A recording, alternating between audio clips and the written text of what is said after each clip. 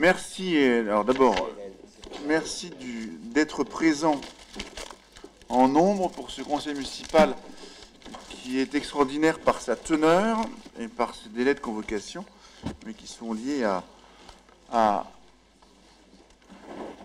aux difficultés de mise en place de la fameuse métropole du Grand Paris et de son établissement public territorial, où on doit donc adapter un certain nombre de choses, notamment au niveau budgétaire et comptable, même si d'un point de vue comptable et budgétaire, les opérations sont neutres. Je vais donc désigner un scrutin de séance et un appel nominal. Et si personne d'autre n'est candidat, je souhaite que Mme Nicole Cerquet puisse procéder à l'appel nominal. Merci, Monsieur le maire. Monsieur Berlioz, présent. Madame Cerclé, présente. Madame Coulon, présente. Monsieur Cochère, présent. Monsieur Caspi, présent. Madame Drey, oui, présente. Madame Soulis, Monsieur Delecroix, présent. Monsieur Roche, présent.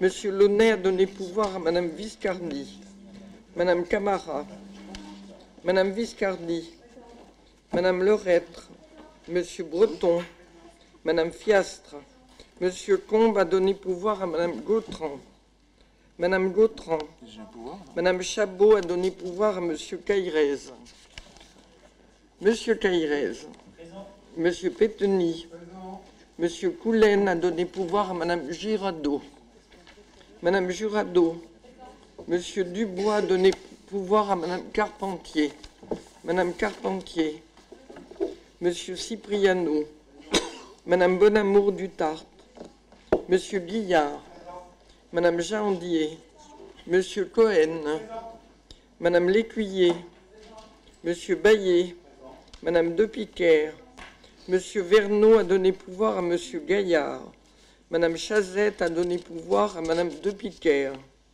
Monsieur Gaillard, Madame Luciani, absente, Monsieur Leroy, Madame Ribeiro, Monsieur Brunet, absent, Monsieur Clodon, Madame de Fontaine-Vive, Madame Lagarde, Monsieur Cousin a donné pouvoir à Madame Ribeiro, Madame Gérard, Monsieur Tessier, Madame Bouffard-Savary, Monsieur Laurent, Madame Thèves a donné pouvoir à Madame Bouffard-Savary et Monsieur Déamorim. Il n'y a que 2 absents non représentés.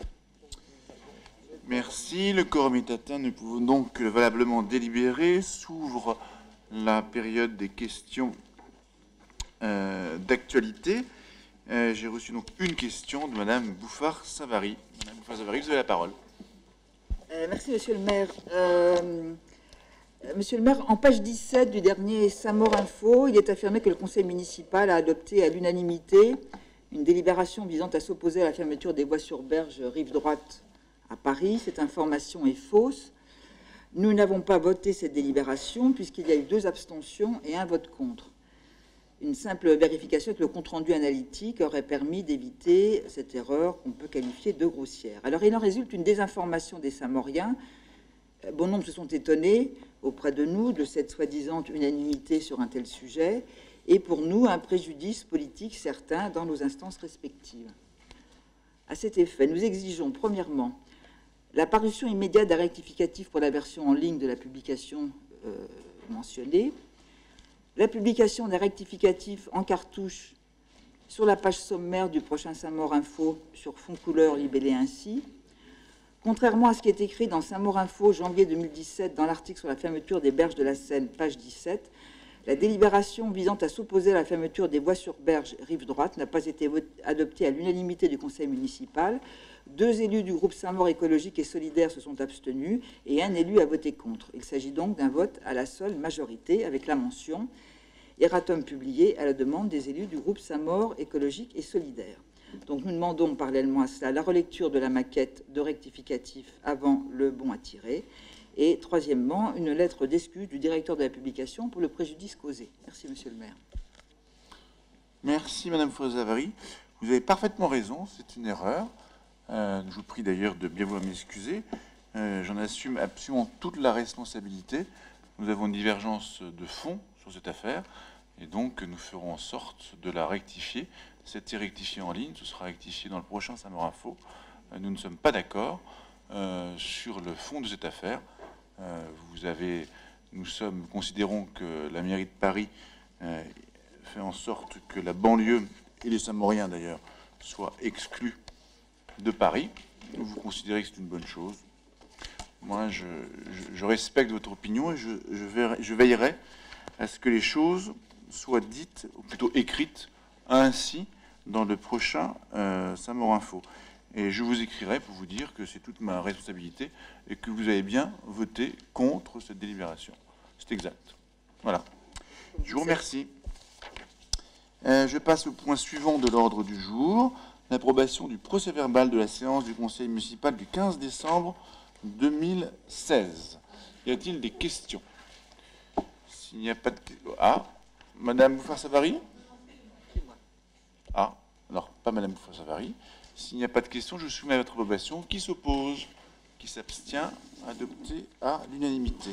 Nous passons par conséquent à l'approbation, non pas l'approbation, à la décision modificative numéro 5 au budget exercice 2016 pour le budget principal. Et c'est Madame Carole Drey qui a la parole. Alors, juste avant que Madame Drey nous donne cette décision modificative, n'oubliez pas de la signer. Donc, l'administration municipale sera la sortie, parce que d'habitude, vous la signez en séance. Donc là, comme la séance va s'arrêter assez rapidement, n'oubliez pas de la signer à la sortie. Madame Drey? Merci, Monsieur le maire. Donc, la loi NOTRe du 7 août 2015 créant la métropole du Grand Paris et les établissements publics territoriaux dispose du transfert à l'établissement public territorial des compétences eau, assainissement, gestion des déchets ménagers et assimilés, plan climat, air, énergie, la politique de la ville et le PLU. Le PT 10, auquel nous sommes rattachés, n'ayant pas pu exercer la gestion de ces compétences, nous avons continué à le faire dans le cadre d'une convention de gestion que nous avions adoptée en conseil municipal du 15 mars 2016. Il n'en demeure pas moins que cela engendre un système de flux financiers aller-retour entre la ville et le PT, pour un total aujourd'hui de 18 860 703,24 en dépenses et en recettes. C'est-à-dire que nous allons verser à l'EPT tout ce que nous avons encaissé pour les compétences transférées, pour le service rendu, et l'EPT va nous rembourser ce que nous a coûté le service rendu. Alors, au stade où nous en sommes comptablement, les flux s'annulent puisqu'il s'agit encore d'une prévision. Par contre, lorsque nous en serons au stade du compte administratif qui viendra clôturer notre année budgétaire, on pourra avoir soit un excédent, soit un déficit, et ce sera le delta qui sera réellement versé à l'EPT, et pour l'eau, versé ensuite au CEDIF. Alors, nous avons déjà transféré à l'EPT les écritures de la section d'investissement des compétences concernées lors du vote de la décision modificative numéro 2. Aujourd'hui, notre décision modificative ne concerne donc que la section de fonctionnement et se décompose comme suit. En assainissement, 6 181 770,10, qui correspond à une année entière de fonctionnement. Pour l'eau, 4 698 933,14, qui correspond au premier semestre 2016, le CEDIF s'étant substitué à nos services à partir du 1er juillet. Et pour les ordures ménagères, 7 981 000, qui correspond également à une année pleine. Vous avez le détail, on vous a donné la décomposition dans la notice. Je vais faire bref et vous demander de bien vouloir approuver la décision modificative numéro 5 au budget de l'exercice 2016. Je vous remercie. Y a-t-il des questions?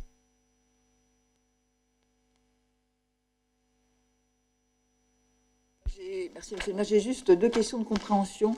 Une première question, dans le mail que vous nous avez adressé pour la convocation, vous avez indiqué que l'EPT donc, avait confirmé hier, donc, je pense que c'est le 10 janvier de mémoire, enfin, je ne suis pas certaine de la date, que l'EPT devait adopter une délibération modificative avant cette date.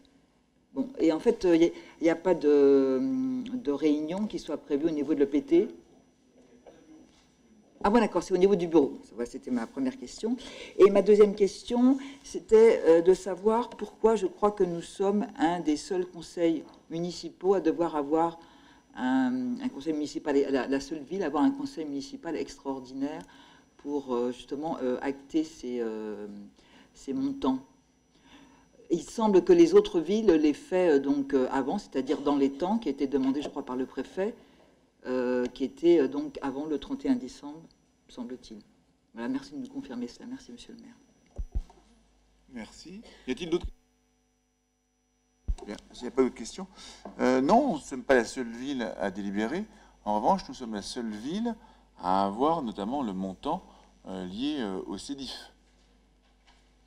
Mais pour toutes les autres, les villes, pour la partie de compétences qui est transférée et qui est opérée désormais par le PT et non plus par la ville. Voilà. Et toutes les villes sont dans la même situation.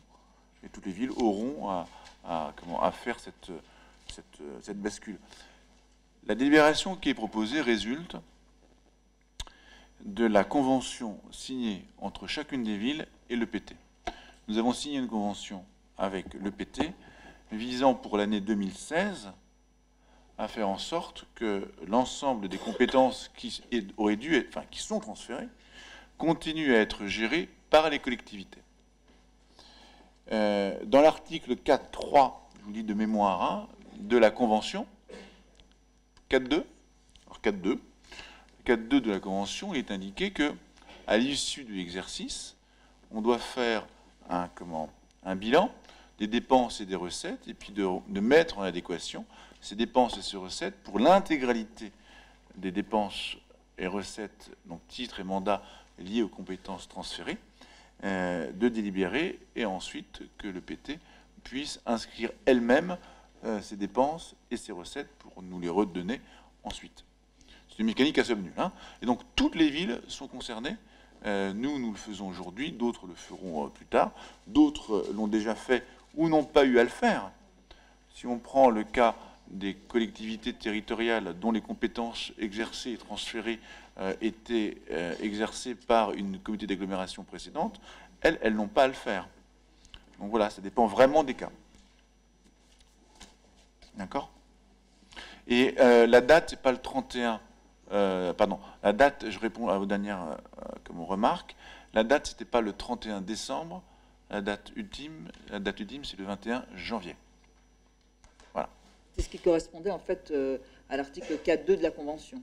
Parce que dans l'article 4.2, on parlait de délai et de date, mais ce n'était pas indiqué là précisément. Oui, absolument. C'est bon?